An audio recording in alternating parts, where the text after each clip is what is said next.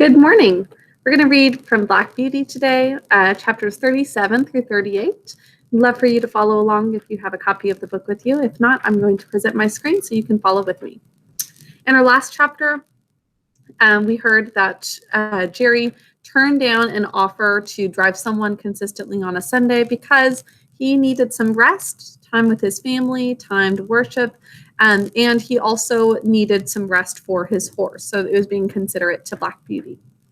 So let's continue on with that same storyline in our chapter today. I'm going to present my screen so you can follow along. Now, 2 or 3 weeks after this, meaning the event that just happened, as we came into the yard rather late in the evening, Polly came running across the road with the lantern. She always brought it to him if it was not very wet. "It has all come right, Jerry." Do you remember this phrase from the last chapter? Do your best and leave the rest. It will all come right some day or night. Kind of going along with that. "It has all come right, Jerry. Mrs. Briggs sent her servant this afternoon to ask you to take her out tomorrow at 11 o'clock. I said, yes, I thought so, but we supposed she employed someone else now. So we thought that Mrs. Briggs got a new driver because she was angry that Jerry didn't drive her on a Sunday." "Well," said he, "the real fact is, Master was put out because Mr. Barker refused to come on Sundays, and he's been trying other cabs, but there's something wrong with them all. Some drive too fast and some too slow, and the mistress says there is not one of them so nice and clean as yours, and nothing will suit her but Mr. Barker's cab again." Polly was almost out of breath, and Jerry broke out into a merry laugh. "'Twill all come right some day or night. You were right, my dear," he says to his wife. "You generally are. Run in and get the supper, and I'll have Jack's harness off and make him snug and happy in no time." After this, Mrs. Briggs wanted Jerry's cab quite as often as before. Never, however, on a Sunday. But there came a day when we had Sunday work, and this was how it happened. We had all come home on the Saturday night very tired, and very glad to think that the next day would be all rest. But so it was not to be. On Sunday morning, Jerry was cleaning me in the yard when Polly stepped up to him looking very full of something. "What is it?" said Jerry. "Well, my dear," she said, "poor Dinah Brown has just had a letter brought to her to say that her mother is dangerously ill, and that she must go directly if she wishes to see her alive. We haven't met this person, Dinah Brown, before, but her mother is ill and she needs to rush to see her mom. The place is more than 10 miles away from here, out in the country, and she says if she takes the train, she should still have 4 miles to walk." Wow. "And so weak as she is, and the baby only 4 weeks old, of course that would be impossible. And she wants to know if you would take her in your cab, and she promises to pay you faithfully, as she can get the money." So on a Sunday, do you think he'll take Dinah Brown, who is quite weak, has just had a baby 4 weeks ago, and needs to go see her dying mother?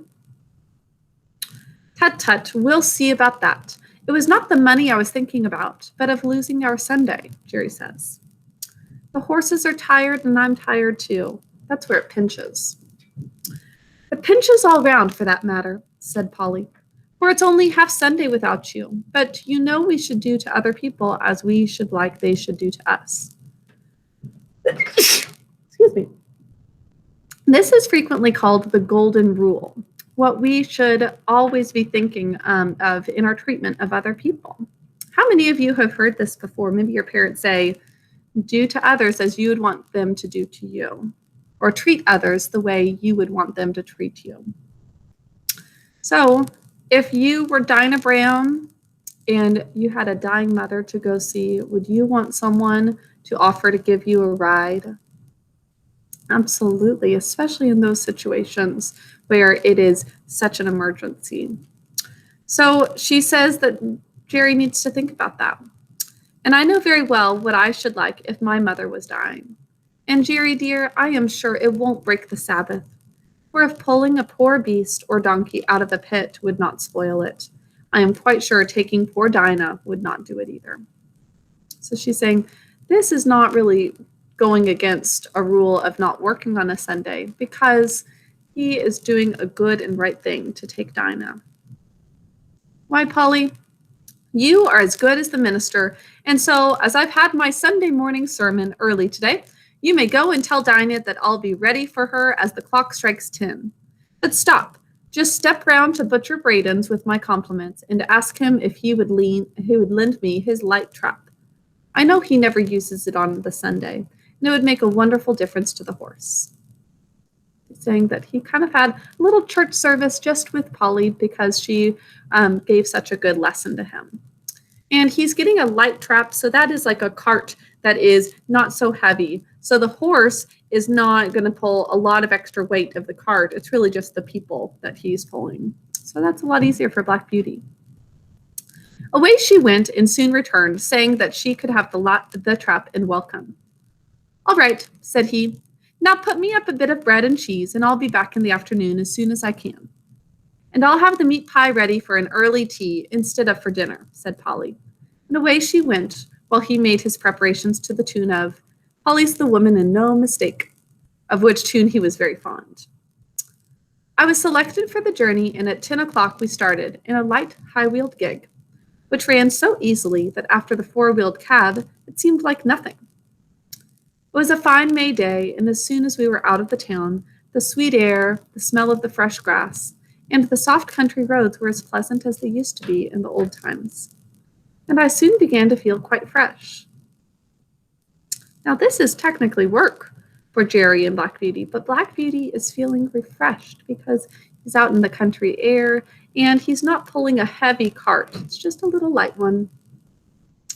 Now Dinah's family lived in a small farmhouse up a green lane close by a meadow with some fine shady trees. There were 2 cows feeding in it. The young man asked Jerry to bring his trap into the meadow, and he would tie me up in the cowshed. He wished he had a better stable to offer. If your cows would not be offended, said Jerry, there is nothing my horse would like so well as to have an hour or 2 in your beautiful meadow. He's quiet, and it would be a rare treat for him. That does sound really nice for Black Beauty, a whole meadow just to graze.